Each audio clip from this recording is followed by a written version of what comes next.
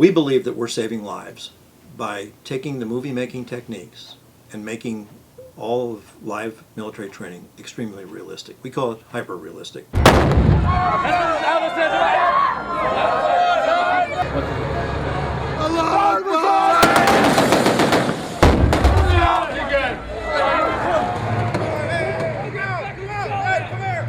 Well, Strategic Operations is part of Stu Siegel Productions, which is a TV movie studio. What happened was, when I joined them, we looked at this thing as a business model, something that is really unique that's never been done before. And that is to take all the movie-making techniques to make live military training extremely realistic.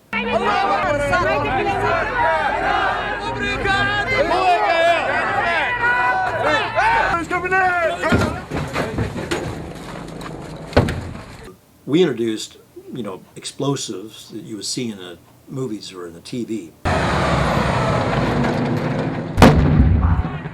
We've had people that emailed us from the Middle East saying that they've never been in country before, and then literally, unfortunately, were in a firefight, or their outfit was hit by an IED, and said it was remarkably, incredibly, similar to what they went through on the training that we had done.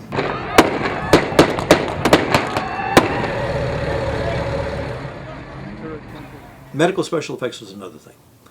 Nobody had ever seen the kind of medical special effects. They call it, what the military uses, they call it moulage.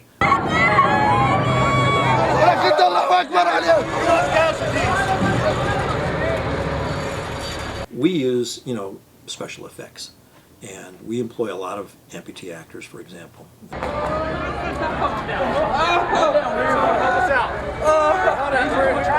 It looks extremely realistic. It really gets the attention of even medics and corpsmen. We've freaked out all the time.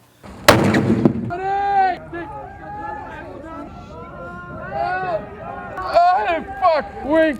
Sergeant! Help! They think it's an accidental discharge, a real accident in training. We create these sleeves in order for our amputees to be well protected.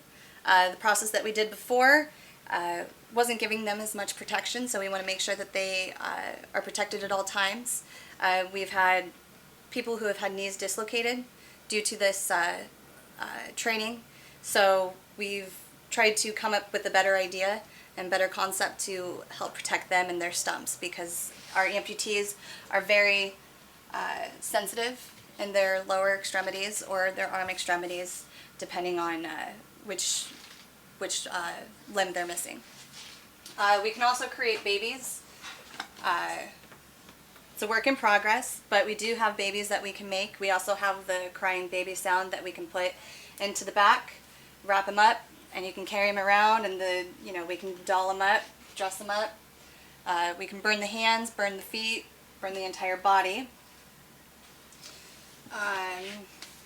Our boss has been in the movie and television industry for a very long time. At the very beginning, he set the standard for how we're going to build items. In the movie industry, there's what's known as a hero. It means any prop that you can stick a camera directly on and you can't tell the difference.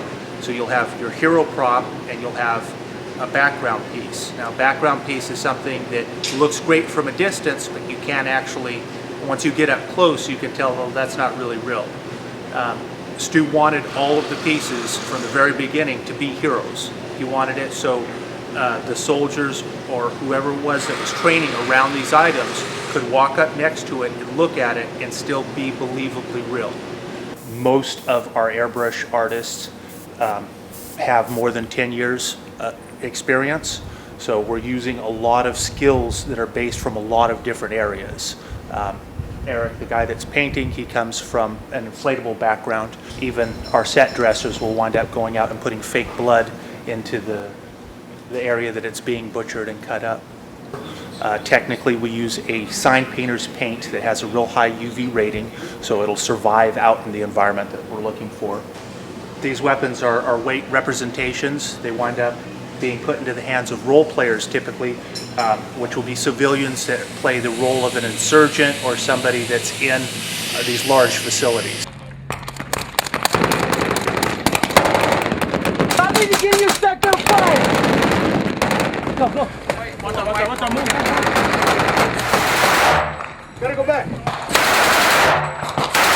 We saw that when you ramp up the sights, the sounds, the smells, and you immerse the Marine or the soldier in an environment like we are, constructing here, you notice that they no longer think that they're in a training environment.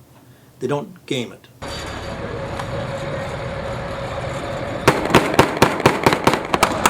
Where's he coming from?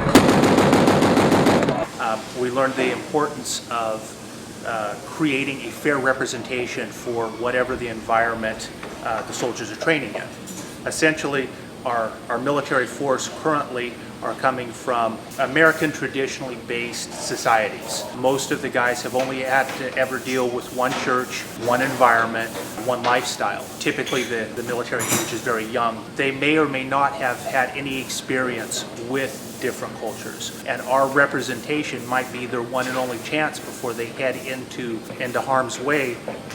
We insisted that we introduce into the training that was going on at this facility some of the things that were very important in a counterinsurgency war.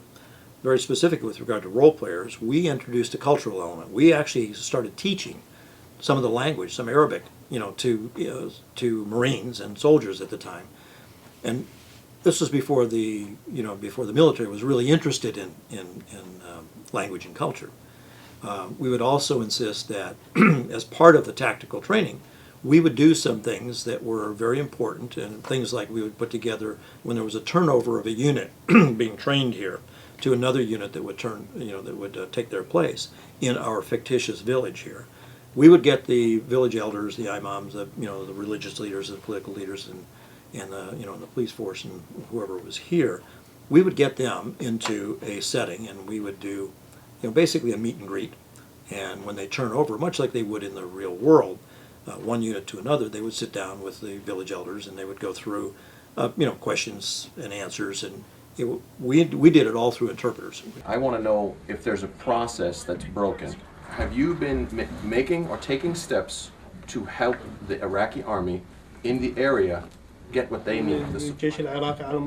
Only in Arabic, and so they had to learn how to speak to individuals through interpreters, which is difficult because you want to talk to the interpreter, not to the individual who's talking to you.